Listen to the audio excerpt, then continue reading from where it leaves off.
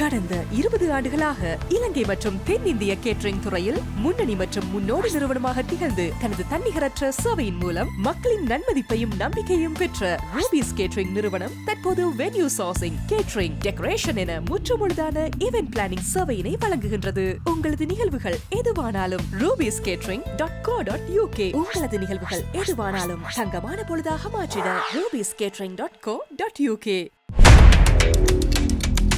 ஈரானின் நிலத்தடி ஏவுகணை தளங்கள் எவ்வாறு அமெரிக்கா மற்றும் இஸ்ரேலினுடைய தாக்குதல்களில் இருந்து தப்பிக்கும் என்பது மிகப்பெரிய ஒரு கேள்வியாக இப்போது வரை எதிர்கொள்ளப்படுகின்ற ஒரு அதிசயமாக பார்க்கப்படுகிறது.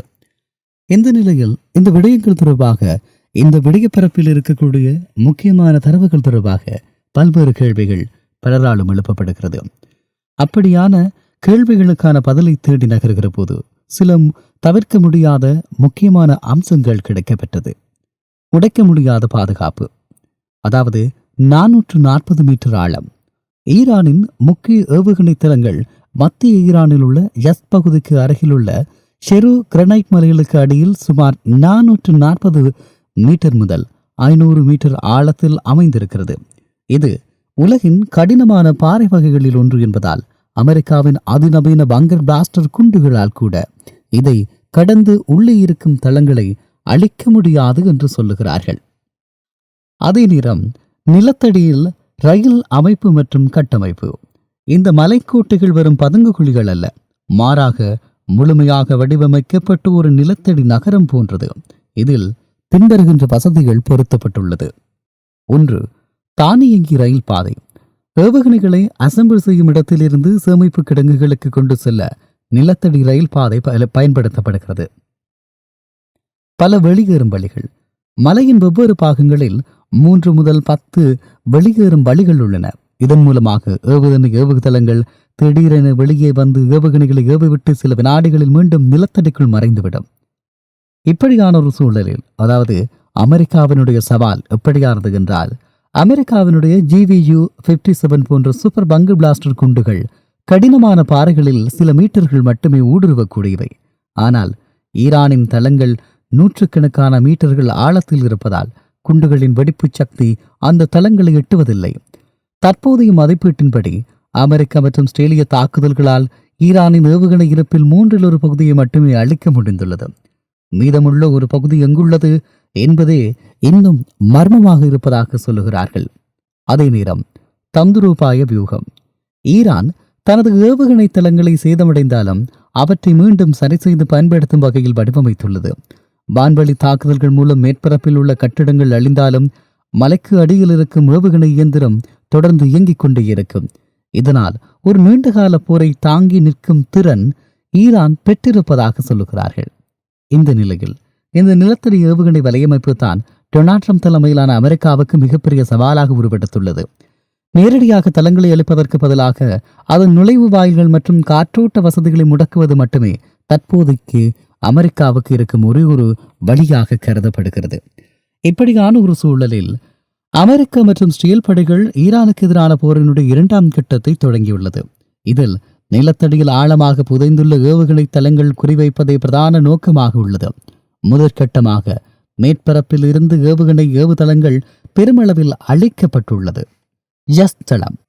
காணொலியில் குறிப்பிடப்பட்ட யஸ் ஏவுகணை தளம் மார்ச் 27 மற்றும் 28ஆம் தேதிகளில் மீண்டும் தாக்குதலுக்கு உள்ளானது. அங்கிருந்து ஏவுகணைகள் ஏவப்பட்டதை தொடர்ந்து குறைந்தபட்சம் 6 முறை அந்த தளம் குறிவைக்கப்பட்டுள்ளது. நிலத்தடி சுரங்க பாதைகளுக்கான நுழைவாயில்களை தகர்ப்பதன் மூலமாக உள்ளே இருக்கும் ஏவுகணைகளை வெளியே கொண்டு வர முடியாமல் முடக்கும் முயற்சி தீவிரப்படுத்தப்பட்டுள்ளது. அதே நேரம் புதிய ஸ்மார்ட் வெடிகுண்டுகள். அமெரிக்கா தற்போது GVU-57 MOP குண்டுகளில் புதிய ஸ்மார்ட் பியூஸ் தொழில்நுட்பத்தை பயன்படுத்துகிறது. இது பாறையின் ஆழம் மற்றும் கடினத்தன்மைக்கு ஏற்ப வெடிக்கும் நேரத்தை தானாக மாற்றியமைத்து அதிகப்படியான சேதத்தை விளைவிக்கக்கூடியது. இப்படியான நிலையில் இந்த விவகாரங்களில் ஈரான் எதிர்கொள்ளுகின்ற பிரச்சனைகள் தொடர்பாக பார்க்கிற போது, சமீபத்திய ஆய்வுகளின்படி ஈரானின் 4 முக்கிய ஏவுகணை உற்பத்தி நிலையங்கள் மற்றும் 29 ஏவுதளங்கள் கடுமையான சேதமடைந்துள்ளன. இது குறுகிய மற்றும் நடுத்தர தூர ஏவுகணைகளை தயாரிக்கும் ஈரானின் திறனை தற்காலிகமாக முடக்கியுள்ளது. அதே நேரம் ஈரான் தனது ஏவுகணை இருப்பில் 1/3 பகுதியை இழந்து விட்டதாக அமெரிக்க உளவுத்துறை குறிப்பிடுகிறது. மீதமுள்ளவற்றை நிலத்தடியிலிருந்து வெளியே கொண்டு வருவதை தடுக்க அதன் சுதங்க பாதைகள், நுழைவாயில்கள் குறிவைக்கப்பட்டிருக்கிறதாம். இவ்வளவு நெருக்கடிகளுக்கு மத்தியிலும் ஈரான் தனது ஏவுகணைகளை தொடர்ந்து ஏவி வருகிறது. குறிப்பாக மார்ச் மாதத்தினுடைய இறுதியில் இந்திய பெருங்கடலில் உள்ள அமெரிக்காவின் டியாகோ கார்சியா தளம் வரை சென்று தாக்கக்கூடிய 4000 கிலோமீட்டர் தூரம் பாயும் ஏவுகணைகள் ஈரான் பயன்படுத்தியதாக தகவல் தெரிவிக்கிறது. சுருக்கமாக சொன்னால், ஈரான் தனது நிலத்தடி ஏவுகணை நகரங்கள் தற்காப்பு அரணாக பயன்படுத்தினாலும் அமெரிக்க ஸ்டேல் படைகள் அந்த நகரங்களின் நுழைவு வாயில்களை தகர்த்து அவற்றின் நிலத்தடி சிறைகளாக மாற்ற முயன்று வருகிறது. ஈரான் மற்றும் அமெரிக்கா இடையிலான இந்த மோதல் நவீன கால இராணுவ வரலாற்றில் ஒரு புதிய திருப்புமுனையாக மாறியுள்ளது. வரும் வான்வழி தாக்குதல்கள் மற்றும் ஏவுகணை வலிமையினால் மட்டுமே ஒரு நாட்டை முழுமையாக பணிய வைத்துவிட முடியாது என்பதை ஈரானின் இந்த நிலத்தடி ஏவுகணை நகரங்கள் நிரூபித்து வருகிறது. இந்த விவகாரத்தினுடைய ஒட்டுமொத்த பார்வையை பின்வருகின்ற காரணிகள் தான் தீர்மானிக்கிறது என்றும் சொல்லலாம். அதாவது, வியூக ரீதியான தற்காப்பு. சுமார் 40 ஆண்டுகால திட்டமிடலுடன் கடினமான கிரனைட் மலைகளுக்கு அடியில் 500 மீட்டர் ஆழத்தில் ஈரான் கட்டமைத்துள்ள இந்த தளங்கள் வெறும் பாதுகாப்பு அரண்கள் மட்டுமல்ல, அவை ஈரானின் இறையாண்மையின் அடையாளமாக பார்க்கப்படுகிறது. உலகின் அதிநவீன பங்கு பிளாஸ்டர் குண்டுகளால் கூட ஊடுருவ முடியாத ஒரு மரண வலயத்தை ஈரான் உருவாக்கியிருப்பது அமெரிக்காவின் இராணுவ மேலாதிக்கத்திற்கு விடுக்கப்பட்ட ஒரு தொழில்நுட்ப சவாலாகும். இப்படியான ஒரு சூழலில் நிலத்தடி போரின் புதிய பரிமாணம். அமெரிக்கா மற்றும் ஸ்டேல் தரப்பில் ஈரானின் ஏவுகணை இருப்பில் ஒரு பகுதியை அளித்திருந்தாலும் மீதமுள்ள ஏவுகணைகளை நிலத்தடிக்குள்ளேயே முடக்கும் நுழைவாயில் தகர்ப்பு தந்திரத்தை கையாளுகிறது.